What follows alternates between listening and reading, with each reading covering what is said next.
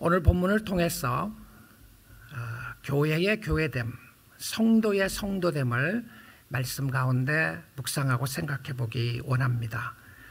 사도 바울이 말씀하고 있는 특별히 문안이라고 하는 것을 중심으로 해서 하나님의 말씀을 보기를 원하는데요, 문안의 책임이 있어서 서로에게 또 모든 성도에게 문안하는 부분이었습니다. 교회는 공동체죠. 그리고 우리 모두가 예수 그리스도에 의하여 그리스도 때문에 모여있는 공동체입니다. 교회의 머리는 예수가 되시고 저를 비롯하여 모든 성도들이 그리스도 몸에 붙어있는 지체들입니다. 그래서 내 생각과 내 마음에 맞는 사람들만 모이는 곳이 아니라 여러 다양한 배경과 상황에 있는 사람들이 함께 모여 있습니다. 내 마음에 있는 친구가 있기 때문에 교회 가는 것이 아니라 성도이기 때문에 마음을 열고 마음을 맞추는 친구들이 필요함을 보여줍니다. 문안하라고 하는 것은 인사하는 것으로 생각할 수 있어요. 그냥 인사하면 되는가 보다. 잘 지내셨습니까? 그런데 특별히 동양 문화나 또 이렇게 기독교 문화의 오래전 이 시간으로 생각을 하면 인사를 하면 주로 아랫사람이 윗사람에게 인사하는 것으로 생각하기가 쉽습니다. 그래서 혹시 이런 표현을 쓴다면 왜 날 보고 인사 안 해?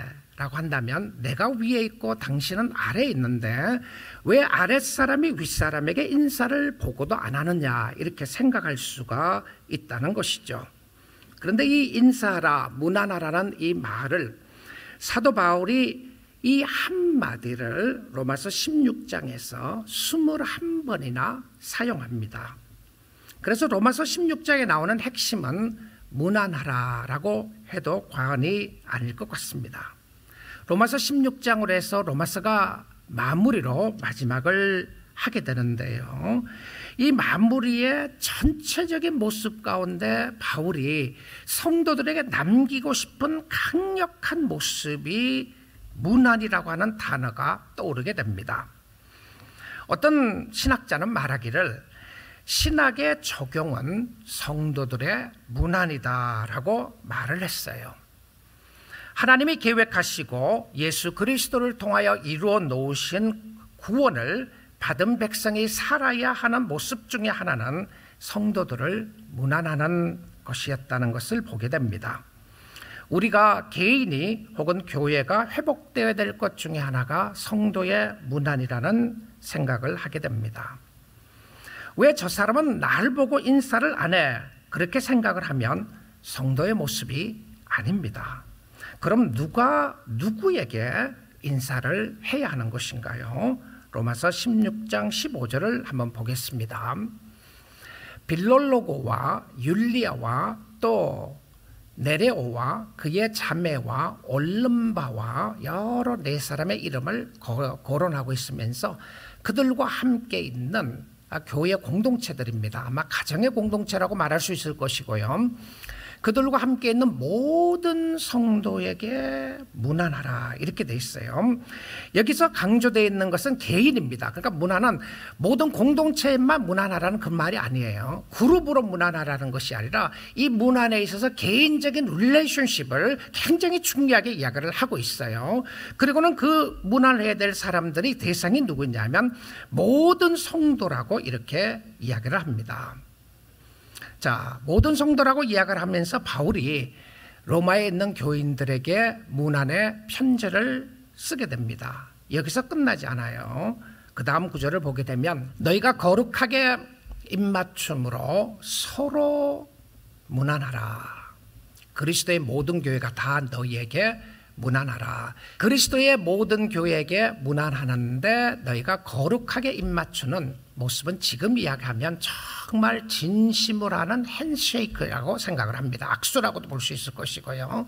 근데 이게 피지컬한 모습도 이야기를 하지만 또 진심으로 문안할 수 있는 부분들을 이야기를 하고 있음을 보게 됩니다.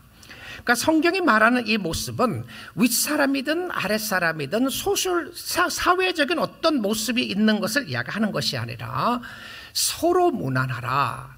서로 너희가 거룩하게 입맞춤으로 서로 문안하라고 되어 있습니다. 우리 구역장들이 여러분에게 전화하는 것, 문안하는 것 당연하다고 생각이 되십니까? 그래서 혹시 구역장이 여러분에게 전화하지 않았으면 섭섭하시나요? 여러분이 그러면 이렇게 한번 생각해 보십시오. 나는 구역장에게 전화를 해야 될 의무는 없는 것인가? 그래서 서로라고 하는 단어를 쓰고 있음을 보게 됩니다. 왜 나에게는 인사 안 하느냐는 모습이 아니라 서로 인사하는 것인데, 이것은 이것보다 더 깊이 있는 어떤 의미가 담겨져 있다는 것을 알게 됩니다. 이것은 서로의 안부를 묻고 관심과 사랑을 가지는 것을 이야기하는데요, 이 말은 그냥 인사하는 정도가 아니라 사랑의 표현을 이야기를 해주고 있음을 보게 됩니다. 성도의 문화는 인간적인 친분 관계에서 안부를 묻는 것이 아닙니다. 그렇다면 성도라고 하는 표현을 쓸 필요가 없을 것 같아요. 친한 사람들끼리 인사하는 것도 아닙니다. 성도의 문안에 몇 가지 중요한 성경적인 특색이 나와 있습니다. 그래서 첫 번째 모습은요, 이런 모습이 있어요. 주 안에서 문안하라.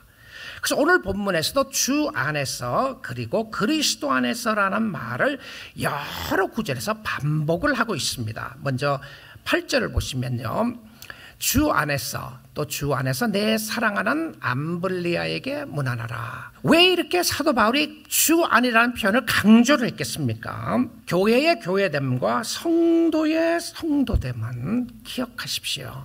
주 안에서입니다. 리미테이션을, 바운드리를 딱 정해줬어요. 그리스도 때문에, 우리는 예수 때문에 모인 공동체입니다.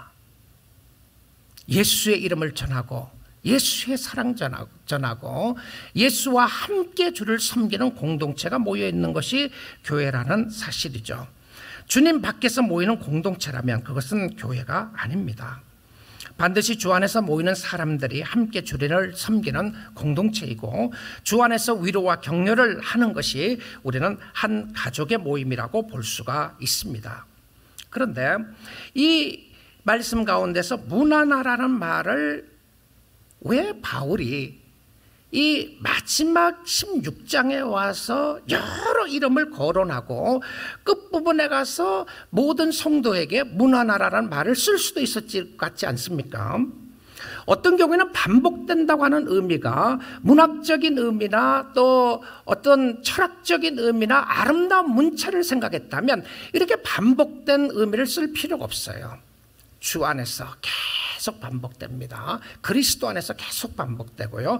문안하라, 문안하라는 말을 21번이나 반복하여 쓰는 것은 문안하는 것이 자연스럽지 않다는 것을 깨닫게 됩니다. 그렇지 않아요? 집사님 잘 계셨습니까? 정말 집사님 마음이 아플 때 나도 아픕니다. 권사님 힘들 때 나도 힘들고, 장로님 힘들 때도 힘드는데 장로님 어떻게 지내십니까? 그 사람한테 전화해야 될 이유가 없는데 그리스도 때문에 한다고 생각해 보십시오. 그런데 이 표현 속에 나타나는 모습이 자연스럽지 않는 관계인데, 친한 친구들이라면 친구하고 연락하면 너무 좋아요. 가족들끼리는 문안하란 말을 안 해도 가족들이 자연스럽게 연결되어 있습니다. 그런데 나와 이해관계를 얽혀 있거나 싫은 사람하고는 문안하고 싶지 않는 것이죠. 그래서 강조를 합니다. 주 안에서라고 하는 단어를 말입니다. 성도는 주 안에 있는 사람들이고, 이것 하나만 잘 생각하고 적용해도 저는 신앙생활, 교회생활 잘 할 것 같습니다. 어떠시나요? 우리는 주 안에서 교제하는 겁니다. 모습은 달라도, 아까 찬양한 것처럼 배경은 달라도, 학벌은 다르고 신분은 다르고 우리의 경제적인 상황은 다 달라도, 나는 저 사람하고 도저히 안 맞는 사람이라고 할지라도 우리는 주 안에 있는 사람입니다. 우리가 주 안에서 문안을 하는데 저 사람이 얼마나 부자냐 가난하냐가 그렇게 중요하지 않아요. 저 사람의 자리가 왜 저기 앉아 있는가 중요하지 않습니다. 그런데 만약에 주 안에서 우리가 이야기를 한다면, 주 안에서 이야기를 한다면 그 중요하지 않는 부분을 우리는 너무 중요하고 소중하게 생각한다는 거예요. 정말 우리가 그 사람에 대해서 관심을 갖는다면 그 관심이 무엇인가를 우리에게 보여주고 있는데, 다 내 말만 들어달라, 나만 봐달라 이러면 우리는 주 안에서 맺어진 관계의 핵심과 특색을 놓치기가 쉽다는 것입니다.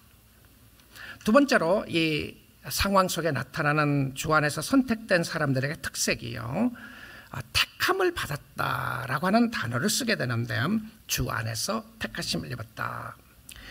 여러분, 여기서 주 안에서 택하심을 입었다는 것이 굉장히 중요합니다. 무슨 의미냐면 성도들은 선택받은 사람들이에요. 누가 택했습니까? 주님이 택하셨어요. 주님이 택했는데 내가 한 것이 아니라 주님이 나를 먼저 택하시고 주님이 나를 이곳에 불러주신 것을 보게 됩니다. 사실 교회의 성도들은 나에게 다 선택이 있다고 생각하는 것이 아닙니다. 하나님께서 우리를 택하셔서 이곳에 불러주셨어요. 또 이거 받아들이면 신앙생활 그렇게 어렵지 않습니다. 교회생활 그렇게 어렵지 않아요. 하나님이 나만 택한 것이 아니라 함께 택했고, 하나님이 나만 사랑하는 것이 아니라 공동체를 함께 사랑하고, 공동체를 하나님이 주시고 우리는 주 안에서 맺어진 형제 자매라고 생각을 한다면 하나님께서 주신 은혜를 바라보게 될 것이고 주께 나가는 축복을 바라보게 될 것입니다. 그런데 이 무난해야 될 성도들에게 있어서 주 안에서 무엇을 하는 사람이었는지 이 부분을 한번 살펴보도록 하겠습니다. 첫 번째로 개인의 이름을 거론을 해가면서 하는 12절 말씀이 있습니다. 12절에 보시면 주 안에서 수고한 두루베나와 두루보사에게 문안하라. 두루베나와 두루보사가 아마 쌍둥이였을 것이라고 이야기하는 학자들이 있습니다. 이름을 보고요, 주 안에서 많이 수고하고 사랑하는 버시에게 문안하라. 버시는 자매입니다. 문안하라 이렇게 돼 있어요. 자, 이제 문안의 은사를 전하는 사람의 대상을 이야기하면서 그들에게 어떤 모습이 특색이 나타나느냐 하면 주 안에서 수고한 사람이었어요. 열심히 주님 사랑하고 주님을 위해서 수고한 사람들에게 문안하라. 주 안에서 많이 수고한 사람에게 문안하라고 되어 있습니다. 이 수고했다고 하는 표현이 봉사한 사람인 거죠. 주님 안에서 봉사한 사람들을 격려하는 겁니다. 정말 수고 많이 하십니다. 격려하는 것이죠. 따뜻한 말로 위로하는 것이고, 집사님의 섬김이, 장로님의 섬김이 참으로 감사합니다. 감사합니다. 근데 이 주 안에서 섬기는 사람들은 주님과 상관없이 일하는 사람이 아니라 교회는 봉사를 해야 합니다. 그러나 교회는 봉사기관이 아닙니다. 주님 때문에 주를 섬기고 주님 때문에 사람을 섬기고, 사람의 사랑이 필요하지만은 다 주 안에서 열심히 하라고 되어 있는 것을 보게 됩니다. 자, 그 다음은 주 안에서 무엇을 하는 성도인가를 강조했어요. 첫째는 어떤 행위적인 노력이 있었고 봉사가 있었다면, 두 번째는 인격적인 삶에 대한 부분을 다루고 있어요. 로마서 16장 10절인데요. 그리스도 안에서 인정함을 받은, 참 좋은 단어입니다. 그렇죠? 그리스도 안에서 인정함을 받은 아벨레에게 문안하라. 아리스도볼로의 권속에게 문안하라. 열심히 수고한 사람만이 아니라, 그러니까 행위적인 모습만 나타나는 것이 아니라 인격체적인 모습도 함께 나타나는 것을 이야기하는데요. 그 인격적인 모습 속에서 인정함을 받았다고 하는 이 인정이라고 하는 표현이 상황에 나오는 모습이 프루븐됐다라고 하는 표현입니다. 프루븐되었다. 이 프루븐됐다는 것이 무엇이죠? 연단되어졌다라고 하는 표현입니다. test out, passed. 이 테스트를 통과했다, 이런 표현이에요. 그러니까 환난과 시련을 통해서 이겨내고 견뎌낸 모습을 이야기합니다. 주님 안에서 주님을 섬기는 사람들은 환난과 시련이 인격을 연단시켜 주시는데, 이것을 서바이브만 하는 것이 아니라 트라이브를 해서 함께 주님을 바라보고 연단시키는 주님을 보게 된다는 것이죠. 주님이 때론 우리를 원하지 않는, 의도하지 않았던, 가고 싶지 않는 길로 인도할 때가 있습니다. 그때에 필요한 것은 믿음입니다. 믿음이에요. 믿음이 살립니다. 주님이 여러분의 요구하시는 것은 믿음으로 사는 거예요. 주 안에서 사랑하는 성도 여러분, 믿음으로 살 수 있기를 주님의 이름으로 축복드립니다. 주님이 주시는 믿음과 주님이 주시는 소망을 가지고 proven 리더가 되십시오. 인정함을 받은, 시험을 이겨낸, 견뎌낸 주님을 바라보는 사람을 이야기하고 있습니다. 묵묵히 주님 따라가는 성도들 있죠. 로마서 16장에 나오는 이름들은 정말 학자들이 많이 연구한 이름들입니다. 그래서 학자들의 연구한 이름에 의해서 보게 되면 첫 번째 배경의 사람들은 그 당시에 노예들입니다. 노예들요. 주 안에서 택감을 받았는데 노예로 사는 사람들이에요. 신분을 따진다면 어떤 의미에서는 가장 낮은 위치에 있는 신분들의 사람이었습니다. 그 당시에 노예들은 주인의 소유물이었고요. 주인이 시키는 대로 할 수밖에 없는 사람이었습니다. 그러니까 어떤 인격체가 있다거나 자유함 있는 이런 모습이 아니라 주인이 시킨 대로 하는 어떤 물건 취급당하는 그런 상황이었어요. 그들이 예수를 믿고 어떤 의미로 생각을 한다면 가장 억울하고 가장 아프고 가장 힘들고 어렵다고 생각할 수 있는 이 사람들이 예수를 믿고 주님 앞에 나와 있는 사람들이 있는 거예요. 자, 그래서 그 당시에 이름을 가지고 연구해서 상황 파악을 한 모습이 나오는데 16장 8절을 한번 보겠습니다. 또 주 안에서 내 사랑하는 암블리아에게 문안하라. 이때에 바울이 내 사랑하는이라고 하는 단어를 붙입니다. 항상 붙이지 않아요. 그렇다고 해서 이 사람이 사랑하지 않는다는 의미가 아니에요. 그런데 이야기를 하는데 암블레아라고 하는 그 이름은 이태리 중부 지방에서 흔히 발견되는 노예들이나 혹은 노예로 있다가 해방된 사람이었다라고 이야기를 합니다. 그 다음에 9절을 보시면요. 9절에 또 이런 모습이 나와요. 그리스도 안에서 우리의 동역자인 우르바노와 나의 사랑하는 스다구에게 문안하라. 학자들은 우르바노와 스다구라는 이름은 로마 본토인으로서 노예나 혹은 석방된 노예의 이름이었다라고 학자들은 이야기를 합니다. 그러면 이 사람들이 노예로 신분이 끝났는지 계속 노예로 있는지는 알지 못하지만 노예로 있었던 사람이었습니다. 그럼 어떤 의미로 생각한다면 이 사람이 진짜 이름이 아니었을 가능성이 많습니다. 근데 그렇게 불려진 거죠. 여러분 어떻게 생각하면 그렇지 않아요? 예수를 믿고 났는데 옛날 이름 노예로 신분에 있었던 그 이름이 그대로 불려진다. 가슴 아플 수 있지 않아요? 그런데 그들에게 편지를 쓰면서 문안하라는 인사를 합니다. 그 다음에 두 번째로 나오는 배경의 출신들이요, 귀족 출신들입니다. 10절 말씀을 보게 되면 그리스도 안에서 인정함을 받은 아벨레에게 문안하라. 아리스토블로의 권속에게 문안하라. 권속이라고 하는 표현은 가족이라고 하는 표현인데요. 이 상황 속에서 여러 가지 말씀을 보게 되면 아리스토블로의 권속은 존 스타트 목사님이 그의 주석에서 말하기를 그는 헤롯 대제의 손자이며 글라우디오 황제의 친구가 될 수 있는 그 사람이었다는 것을 이야기를 합니다. 그 다음에 11절에 보시면 내 친척 헤로디온에게 문안하라. 진짜 친척이 아니었을 가능성이 많습니다. 가깝다고 하는 표현을 썼을 것 같아요. 바울과 굉장히 가까운 표현이라고 이야기를 할 수 있는데요. 나기수의 가족 중 주 안에 있는 자들에게 문안하라 이렇게 되어 있습니다. 헤로디온은 헤롯 가문에 속한 사람이다 이런 표현입니다. 그러면 헤롯 가문에 속했던 사람이라면 상당한 위치에 있는 신분적인 그런 사람이었다고 볼 수 있겠죠. 그 다음에 나기수의 가족 중 주 안에서 문안하라. 이 존 스타트 목사님도 여기서 또 이야기를 합니다. 나기수에게 문안하라는 말을 쓰지 않는 것을 보면 바울이 이 편지를 전달할 그 당시에 나기수는 죽었을 수도 있다 이런 말을 해요.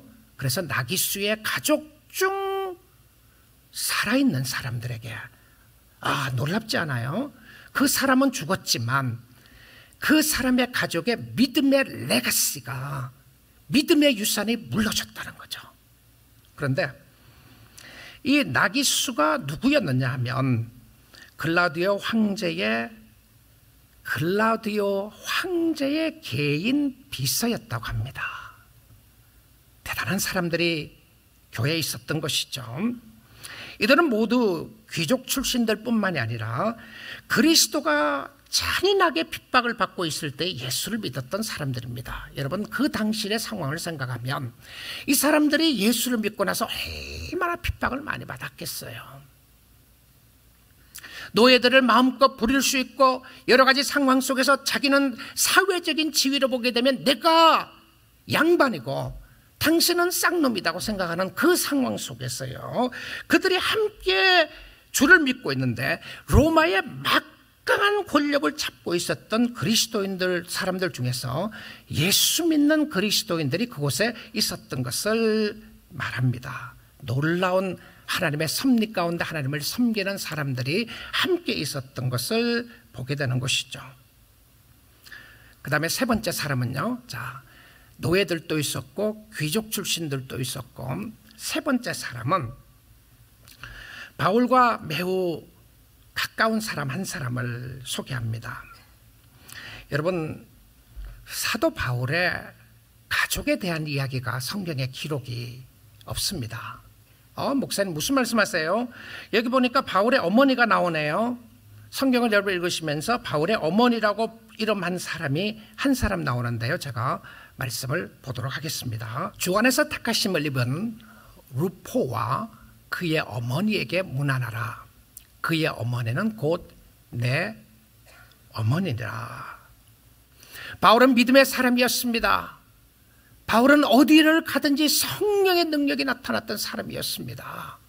그리고 강하고 담대하게 복음을 전하고 감옥에도 수없이도 가고 매도 맞고 힘들고 어려웠는데, 근데 그때 떠오르는 어머니가 있었습니다. 영적으로 어머니라고 부를 수 있는 사람이 있었는데요. 근데 이 모습을 보게 되면 이 어머니라고 하는 모습 속에서도 우리 다시 한번 그 구절 한번 띄워주시죠. 13절을요. 13절 다시 한번 띄워주세요. 주 안에서 택하심을 입은 루포와 그의 어머니에게 문안하라. 어머니의 이름이 없어요. 그렇죠. 어머니의 이름에, 어머니의 존재가 이름 없는데 자녀와 연결되어 있는 것을 보게 됩니다. 아들과 연결되어 있고 딸과 연결되어 있는데, 요즘 이야기한다면 이런 표현이에요. 제시카 엄마, 존 엄마, 누구 엄마, 또 자나떤 엄마, 또 자슈아 엄마, 이렇게 말할 수 있는 자녀와 신분 관계를 연결시켜주는 모습을 이야기하는데요. 로마서 16장에서 그 여러 인물들을 이야기를 하면서 주 안에서 택하심을 입었다는 단어를 쓴 사람은 여기 한 사람밖에 안 나옵니다. 그러면 이 상황 속에서 주 안에서 택하심을 받지 않았다는 것이 아니라 다른 사람은요, 다 주 안에서 택하심을 받았죠. 그런데 왜 이 사람에게 와서만 강조하는 것이 주 안에서 택하심을 입은 루포와 그의 어머니에게 문안하라. 그의 어머니는 곧 내 어머니라고 이야기했을까를 생각해 보게 됩니다. 도대체 이 가정이 누구였나요? 이 사람이 누구였기에 바울의 마음을, 바울의 심정을 그렇게도 따뜻하게 해주었다고 말할 사람이었겠습니까? 정말 주님 때문에 헌신되어 있는 루포의 어머니의 이야기를 하는데요, 이 루포라고 하는 사람의 이름이 다른 곳에서 나옵니다. 자, 대부분 다 학자들이요, 여기에 나오는 말씀하고 다른 데 나오는 말씀하고 동일한 인물이라고 다 이야기를 합니다. 마가복음 15장 21절입니다. 마침 알렉산더와 루포의 아버지인 구레네 사람 시몬이 시골로부터 와서 지나가는데, 그들이 그를 억지로 같이 하게 하여 예수의 십자가를 지고, 여러분 이 배경 기억하시죠? 예수님이 골고다 언덕을 올라가면서 십자가를 지고 가는데 너무 많이 맞았어요. 피를 흘리고 기진맥진해 있을 때 골고다 언덕까지 못 올라가니까 누구에게 그 십자가를 지웠습니까? 구레네 사람 시몬에게 십자가를 지었다고 합니다. 어쩌면 구레네 사람 시몬은 그 당시에 구경하러 가실 수도 있습니다. 구경꾼 중에 한 사람이었을 거예요. 어쩌면 덩치가 컸을 수도 있습니다. 왜 구레네 사람 시몬을 지목했는지 모르겠어요. 구레네 사람 시몬을 로마 병정이 지명했을 때 그 당시에 구레네 시몬의 생각을 한번 상상해 보십시오. 아, 정말 재수없다. 왜 납니까? 근데 그때는 뭐 반항할 수 있는 상황이 아니죠. 근데 성경은 그때의 표현을 이렇게 이야기합니다. 그를 억지로 지게 했다. 그 말은 자기의 의도와 상관없이 졌다고 하는 그런 표현입니다. 자기의 의도와 상관없이 십자가를 억지로 지고 가는데 재수 없다고 생각했을 수도 있을 것이고요. 왜 이렇게 잘못 걸렸나 생각할 수도 있습니다. 그 루포의 어머니 이야기 상황 속에서 그러니까 결과적으로 구레네 사람 시몬은 누구였습니까? 루포의 아버지였고요. 루포의 어머니는 구레네 사람 시몬의 아내였습니다. 자, 그런데 억지로 십자가를 지고 갔고 재수 없어 잘못 걸렸다고 말할 수 있는 상황이었는데 그 십자가가 그 가정을 변화시켰어요. 그리고는 그 어머니의 이름을 기억합니다. 그 아들의 이름을 기억해요. 그러면 학자들은 이런 이야기를 해요. 그 당시에 편지를 썼을 때 어쩌면 구레네 시몬이 죽었을 수도 있다. 그러니까 구레네 시몬의 이름을 말하지 않았을 수도 있다고 이야기를 합니다. 그렇다면 여러분 한번 생각해 보십시오. 구레네 시몬이 얼마나 힘들고 어려운 것을 갔을 거라고 생각을 할 수 있지 않겠어요? 그런데 성경은 그렇게 이야기하잖아요. 하나님의 선택 가운데 일이 이루어졌다고 이야기를 하고 있는 것을 보게 됩니다. 십자가를 졌던 이 사람이 하나님의 놀라운 역사 가운데 쓰임받았던 가정이었던 것을 보게 됩니다. 억지로 지고 갔던 십자가도 가정의 놀라운 역사를 일으켰고요. 가족이 예수를 믿는 놀라운 역사가 있게 되었습니다. 사랑하는 성도 여러분, 주 안에서 행복하시고 주 안에서 강건하시고 주 안에서 주님을 섬기고 주님 앞에 나아가는 축복이 있기를 주님의 이름으로 축복드립니다. 때론 주님을 섬기다가 억울할 때도 있고 때론 주님을 섬기다가 좌절하고 절망할 때도 있을 것입니다. 그러나 여러분의 만족은 오직 예수 그리스도이기를 원합니다. 그래서 더 주님 찾는 거예요. 그렇죠? 그래서 더 주님 찾는 겁니다. 힘들고 어려울 때 더 주님 붙잡는 거죠. 그리고 다른 성도들에게 무난하십시오. 결과적으로 우리 모두는 각자 하나님 앞에 서게 될 것입니다. 주께서 사랑하는 자야, 착하고 충성된 종아라고 하는 칭찬받는 여러분들이 다 될 수 있기를 주님의 이름으로 축복드립니다.